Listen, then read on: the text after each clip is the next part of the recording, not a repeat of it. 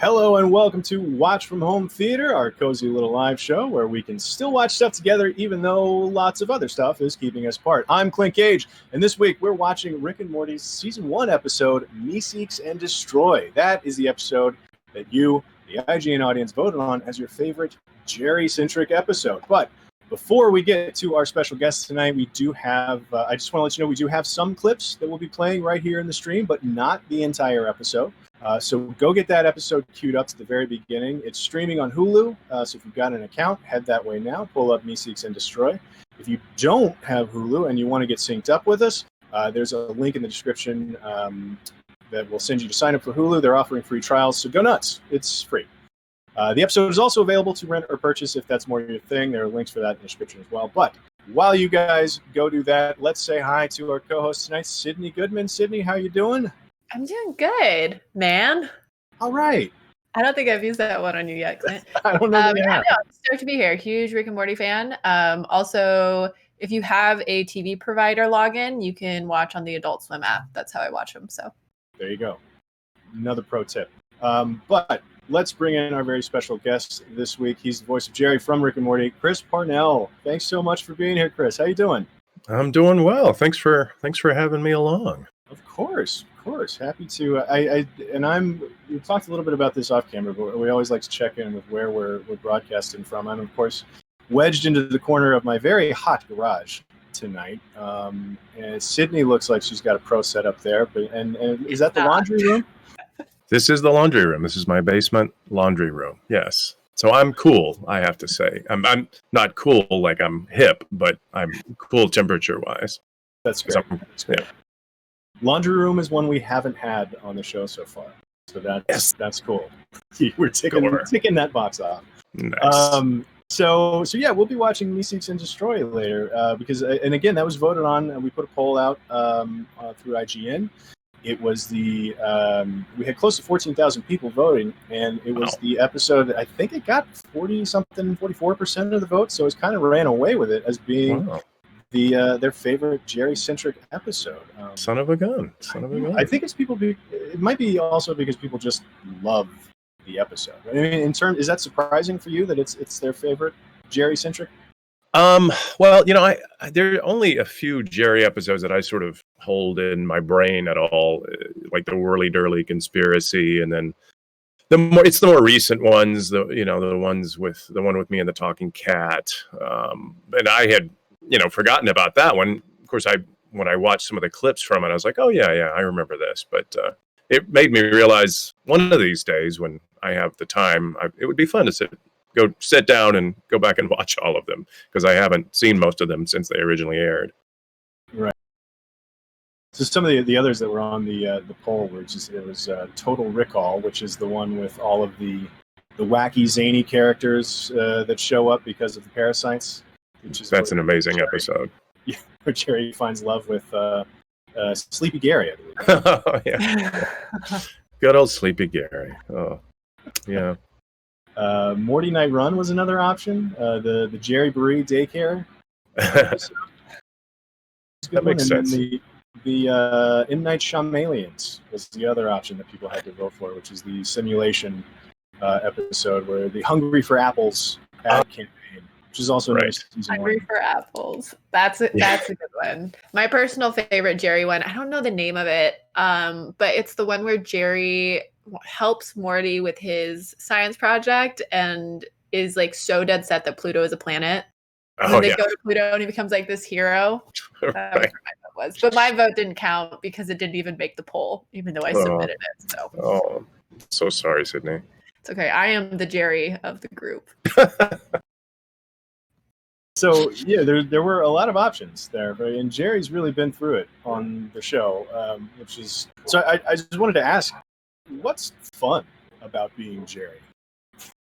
Well, it's fun to play a character that's put upon in the way that Jerry is by really everybody else in the show, especially Rick, obviously, and it's fun to play somebody who's essentially a loser, and I don't know. It's for better or for worse, it's not hard for me to tap into that part of myself. So, it just sort of it's not a big leap for me to play Jerry. So take that as you will. Have you ever gotten recognized for your voice? Like, has anybody heard you and just come up and be like, "Oh my gosh, you're Jerry"? Or do you get recognized for your face more often? That's a super random question, but when we were talking, I was kind of like, "Oh my gosh, I'm talking to Jerry." Yeah, sometimes.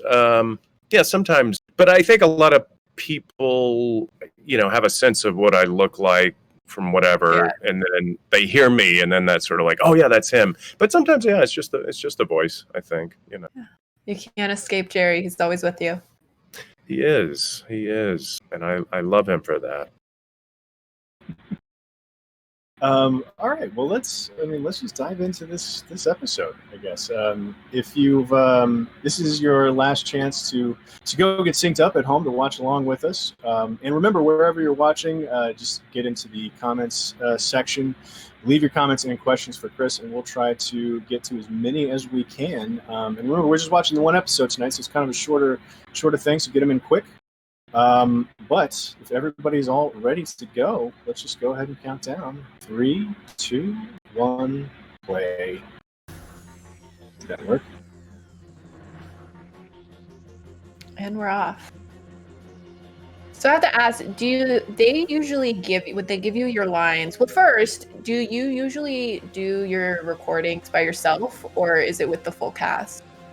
No, they're solo. They're all solo. Yeah. We've never done a group record, which is fine. I think everybody kind of likes recording solo, and Spencer's in New York now most of the time, and then Sarah's in Canada most of the time, so kind of makes sense we would do it separately. Yeah. Do you ever see the final episode and be like surprised by like what it looks like on screen, or like oh wow, that's what I was talking to? Yeah, I mean, I've come to expect, something pretty crazy with any given show. So I'm not too surprised, but it's always fun to see it and see how the animators have realized it. I also probably forgotten it mostly by the time I watch it. So it's it makes it more fun. It's like seeing it without having really read the script.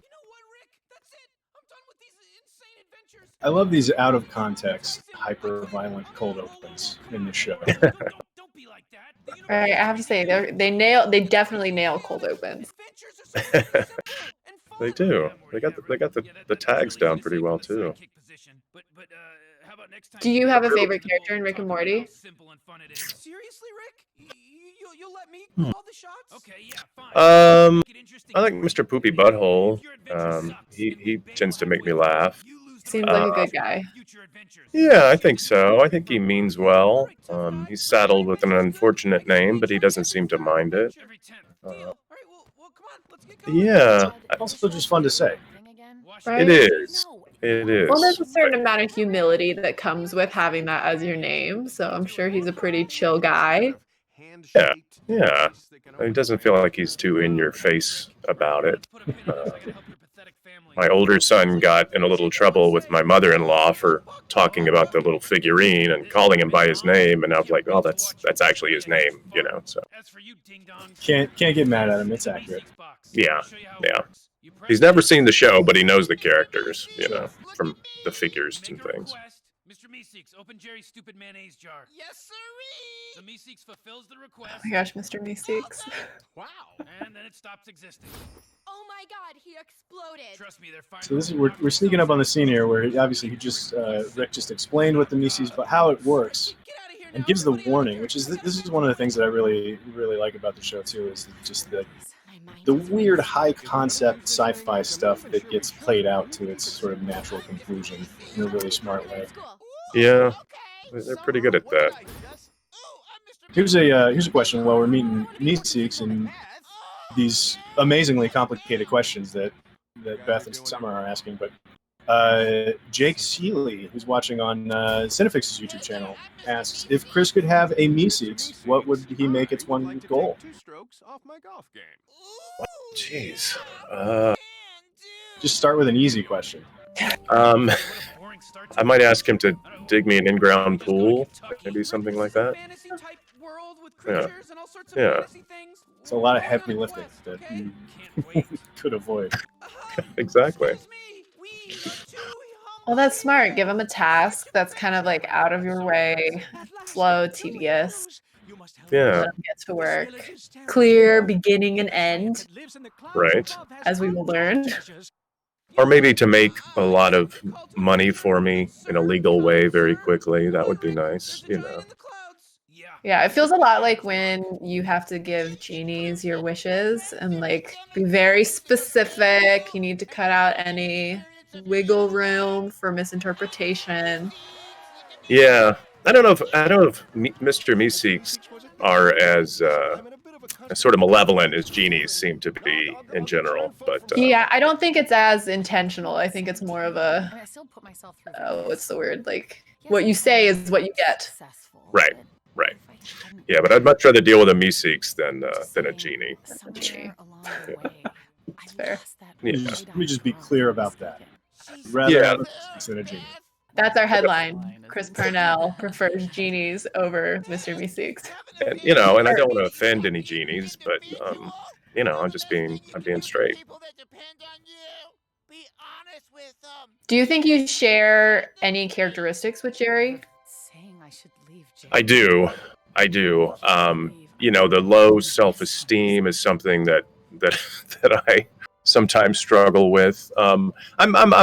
I've pretty much dealt with it through therapy, and obviously you have to have a certain amount of confidence to do something like SNL or whatever. But yeah, it's I can relate to the loser in Jerry for sure, and I think that helps inform a fair bit of my comedy because I'm often playing characters who aren't what you typically describe as winners.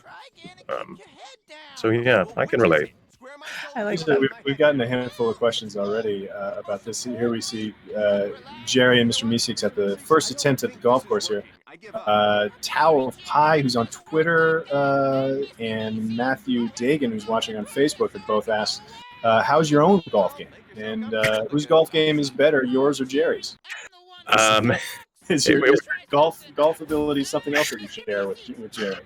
The last time I played golf was putt-putt in maybe St. Croix or Cancun with some buddies, and I couldn't even play that particularly well.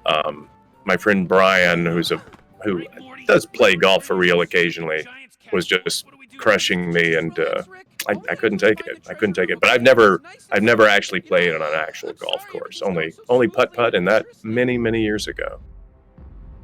Cancun putt-putt years ago. I think that's where it was. Yeah.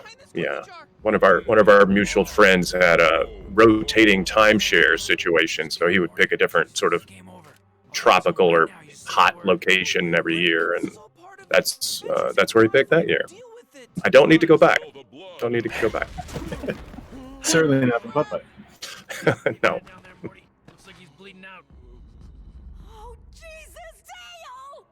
Here's one of the great things about Jerry too is great things, but Jerry and Beth's relationship is, first of all, like the fact that Jerry gets so much heat for like, dude, your marriage is awful. Like not just over the course of a season, like several times in every episode, somebody points that out to him. But there's another question. Somebody, user Christopher 1993 wants to know if you have a favorite Beth and Jerry moment. Yeah. When they go to the marriage counseling planet, and we get to see a physical manifestation of how Jerry sees Beth and how she sees Jerry, and Jerry's a really pathetic little wormy creature, and I found that very delightful. Clint, you were saying that was your favorite Jerry episode, right? It's one of my favorites. It's just like the weird little worm slug that she pictures you as is it's hilarious. Why did she marry him? You know, why? Exactly. Yeah. Why? Yeah, it's crazy. I mean, Beth being the daughter of arguably the smartest being in the universe, and being married to Jerry, who is clearly not the brightest guy. It's a mystery. It's a mystery. Before the jury reaches its verdict, I just want to say that I consider you both very guilty. But yeah, I'll go ahead and claim that as my favorite episode. That one was a blast. But there's another, Crassus Indigno. Sorry for mispronouncing that, which I'm sure I did. Who's watching on IGN.com wants to know what everyone's favorite episode is. Well, Sydney, do you have a favorite episode? That's tough. I oscillate between the one that I said earlier with the Pluto thing, and that's the same one where Summer starts working for the devil. That's probably that is my favorite episode. That one, or I think it's either the second or third episode of the first season with oh my gosh, what's the dog's name? Starts with an S, I think. Snowball. Mm-hmm. Those are my two favorite episodes, but I think the Devil and Summer is just too good for me, so I think that's my favorite. Yeah, I like the one, the Total Recall, with all the different manifestations of the parasite. That's pretty amazing. I mean, for Jerry episode, I love the Whirly Durly conspiracy. Yeah. Clint? Oh, I already claimed it. Mine's the. Oh, you said that was your favorite. Yeah. I got it. I'm happy to have that one be my favorite. Got it. At what point do you think you'll ever go back and watch these episodes with your kids? I know that you were saying that they don't currently watch, but they know the figures. I'm going out. Yeah, well, my older son does. My 3-year-old doesn't really. I mean, he's seen the figures, but I don't think he really connects it with something that I'm a part of. I don't know. I mean, hopefully not until he's 12 or 14 or something. I don't know. Hopefully a long time from now. I'm just trying to protect him from the darkness and the insanity of the show. You know, even though I know there are plenty of younger kids who watch it. Yeah. So you were in Archer, and then you're in this, and I mean, just in general, it feels like these dads in all of these adult cartoon or adult animated series are always very dumb. Do you have any, and just kind of like an imbecile, and they're kind of always the butt of the joke? Do you have any like theories as to why that is such like a common thread in all of these animated series? Yeah, it's even been a somewhat of a thread in some of the on-camera series I've done. You know, they're not they often have an element of the loser about them. I mean, Cyril in Archer he's a lot more capable than Jerry is, because Cyril can actually get some things done when he's feeling confident. Yeah, I don't know. It's like I said earlier, it's something that is fun to play, and I like playing, and I apparently can connect to those kind of characters well. So. Sorry, this guy that Morty's talking to. How dare you laugh at this show? How dare you? You should apologize. That's exactly how much I spend on my big fake boobies. Hi, I'm Mr. Booby Buyer. I'll buy those boobies for 25 schmeckles. It's a tempting offer. Do you usually get the full script with you, or only your lines and kind of those interactions? No, I get the whole script. Happily, Okay. thankfully. Yeah. You should try and draw out what you think all of the characters look like before you actually see the final. You can start releasing the Jerry cuts of what these insane space people look like. That would be really sad to see, I think. That would be pretty pathetic. Maybe even more pathetic than Jerry. There you go. Jerry doesn't have to be the most pathetic in the universe. It could be me. What?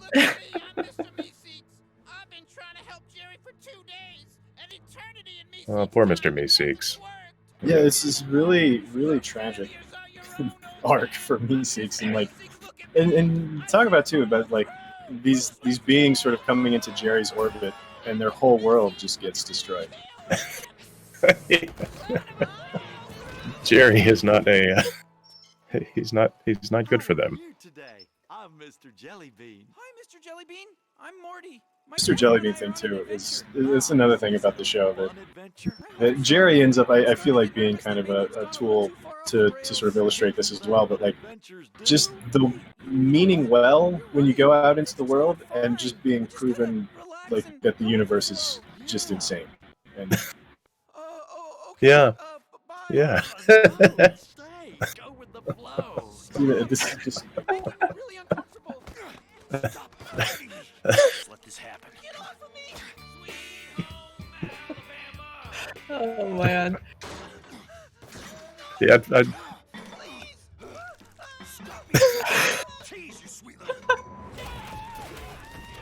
Oh my god, so much chaos.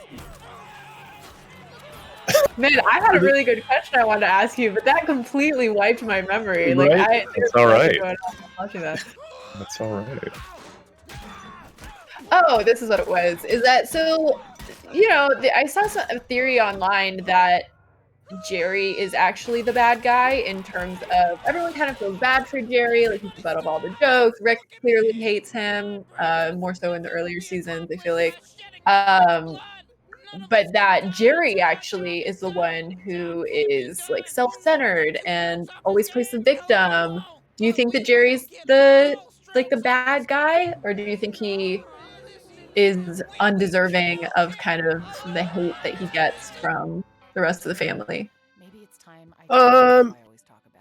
I think he's generally undeserving of the heat he gets. He does play the victim, I guess, a fair bit. He's sort of gotten used to that mode of operating. But he can also be content just kind of doing his own thing and puttering around, which is why I think he would do okay in a quarantine situation like this. But yeah, I mean, I obviously have a lot invested in Jerry, so it's hard for me to feel like he's a bad guy. But they might have a point, you know. Read 'em and weep, fellas. Oh, hey, Morty. Listen, I'm really sorry about all the. it's talking about an episode like this too, where I'm having a good time, Morty. Jerry starts the adventure here with the Meeseeks with like thinking that he knows the right way to do it. It's like, I'm going to ask something simple about the golf game. So how often do you find Jerry is just desperate to be right about stuff? Well, I think a lot of the time in the context of the family that he lives in, because he very rarely seems to be right, especially with Rick around and everybody being apparently a lot more savvy and at least somewhat, if not a lot more intelligent than him. I don't know how much smarter Summer is, but I don't know. Summer's a lot more capable than Jerry. Do you think that Jerry likes Summer or Morty better? That's a good question. It's hard to. I don't remember him showing a lot of parental affection for either of them. So I don't know if there's evidence to suggest his love of one over the other, or his favoring of one over the other. I don't remember it, but I also have a terrible memory. So. This was an interesting moment for Jerry too, just like getting that tiny bit of confidence. Yeah. Yeah, this is like...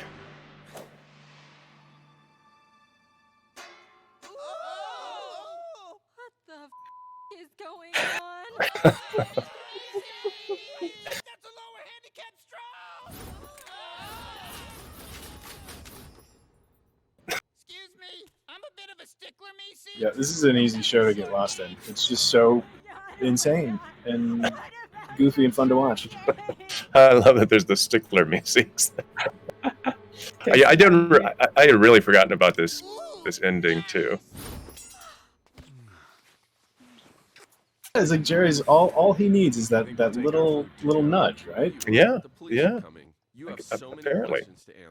Fair enough. Yeah, that's funny because I don't think I ever noticed that. And after you talking about Archer, that's interesting that this is the episode that we're watching. Yeah, it is interesting. He does kind of become the hero in a way. Yeah. even though he created the problem. We talk about that. It's fine. In as much as you can be a hero for solving a problem that you created. Just want to get better at golf, which also feels like the most dad thing. I don't know if my dad is just dad. My parents are actually watching this.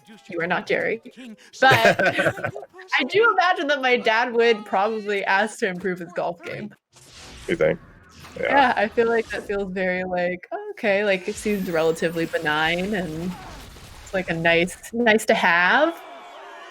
Yeah. I get the appeal of golf for sure. I mean, I think it'd be nice to be able to play it fairly well and be out in all that greenery. I think that's got to be a big part of the appeal, right? But I would feel so self-conscious with people wanting to play through behind me, people that are behind me waiting on me to get the freaking ball in the hole. That would be crushing. Well, No, I You're agree. talking, Sydney, you mentioned something there that was what I thought sort of a weirdly defining trait for Jerry. I think when you mentioned something, he's like, it seems like it would be benign. Is that sort of an abiding principle for Jerry in a lot of ways in terms of the approach to the character?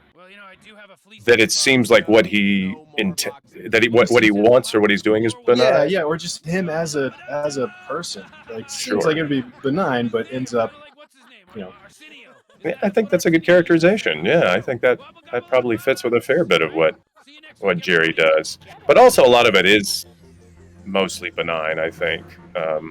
It doesn't usually, as I remembered, affect that many others, but maybe I'm wrong. He's definitely a benign kind of guy. Well, because I'm thinking about that one episode where I think it's the ABCs of Summer, maybe, where he starts dating the alien hot lady after him and Beth break up, and that caused a lot of mayhem. Yes. Yeah, that's true. That's true. He definitely seems to make a terrible choice with who he goes out with post Beth. I would like to see an episode of all of the women that Jerry has dated up until Beth, because he does seem to have a peculiar taste. He does. I guess he likes to be dominated and ruled over and put down, you know. Yeah. Hey, whatever makes you happy. Yeah, sure. We can't judge him. Can't judge Jerry. We all have a little bit of Jerry in us.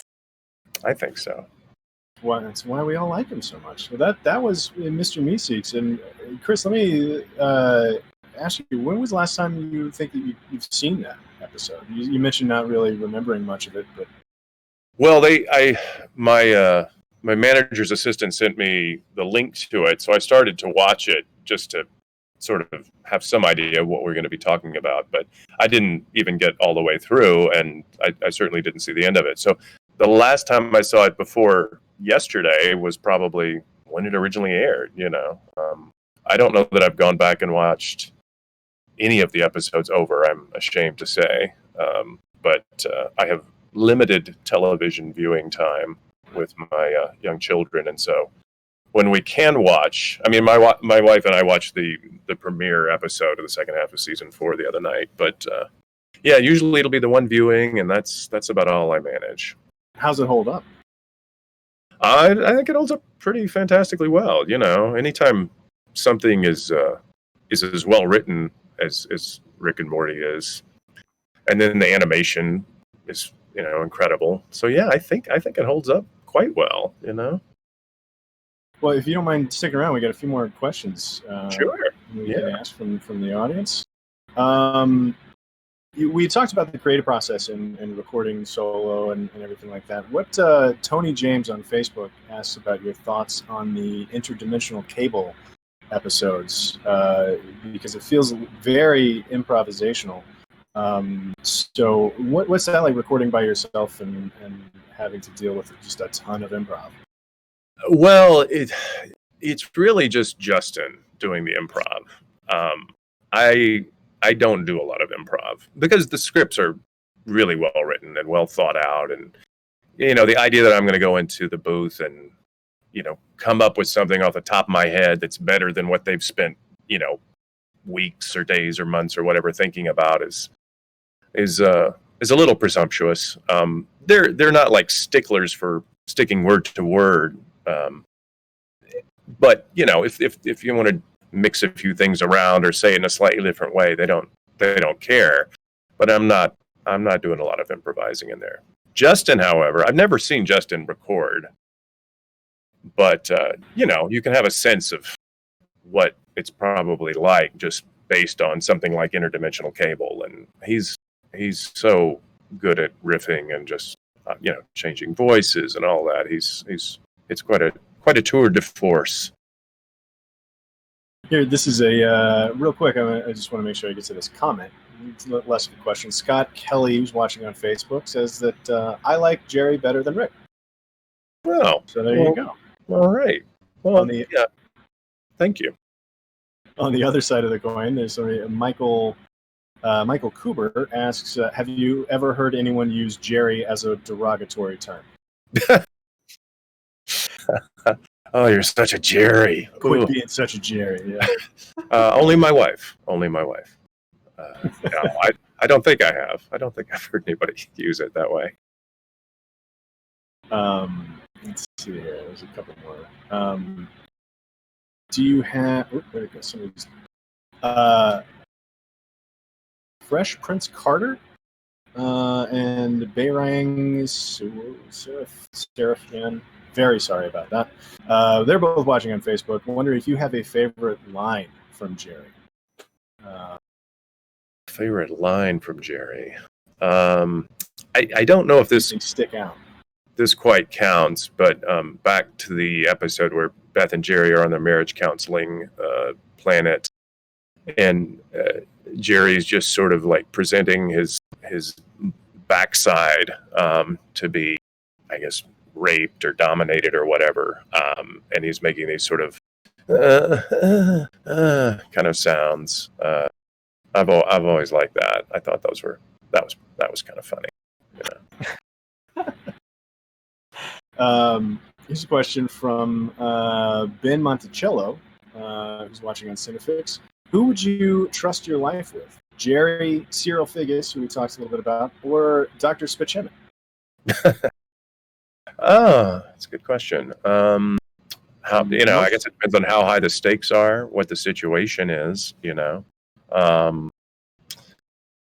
I don't know. I guess probably Cyril. As long as he's in one of his more confident and not breaking down moods. I don't know how well Jerry would take care of me, or Leo Spichemin. So I guess Cyril. A strong endorsement, I guess. I guess. Zach Ramos, who's watching on Facebook, wants to know, where do you find more fulfillment as a voice actor or as physical actor on camera? I guess I'd have to give it to the on-camera thing a bit, just because while I love recording voiceover solo, I also love that I get to sometimes do on-camera stuff and be there with other actors and, connecting with them in scenes and the camaraderie around that. Sometimes I get to travel to fun places. I was in Thailand earlier, or I guess it was last year. I'm working on a movie, and that was fun. So I think that because I'm there in a different way. Not just my voice in a recording booth. It tends to be a little more fulfilling. But I'm very happy I get to do. Michael Myers, apparently, is watching on Cinefix as well. I wonder if that's the Michael Myers. If Jerry could one-up Rick, if Jerry could one-up Rick on one thing, what do you think that would be? I think if he could, prove that Pluto was in fact a planet, I think he would enjoy that. I think anytime his relationship with Beth is good on those rare occasions and solid, he feels good about that in the face of Rick's constant scorn and disbelief that he's married to his daughter. Okay, and then last one, Carson Magus wants to know, are you doing anything for season 5 yet? We have not started recording season 5, but I know that they have certainly episodes written and, have it boarded to a certain extent. But I don't know when we'll start recording. I've upgraded my home setup, even though it doesn't look like it. I've upgraded it so I can actually record proper sessions from home. As long as the studio does some safety protocols and stuff like that, it's an easy sort of situation to go into a booth and record and not really have to encounter anybody, but yeah, I haven't started recording yet for season 5. Yeah. Well, Chris, thanks again for joining us. Glad we gave you an excuse to watch this episode again. I am too. Thank you very much, Clint and Sydney. Well, it was great to meet you, and thanks again for everybody watching at home, everybody who voted on this being their favorite Jerry-centric episode. And we will see you guys next week for more Watch from Home Theater. Thanks again, Chris. All right. Thank you. Thanks for watching, everybody. Thanks.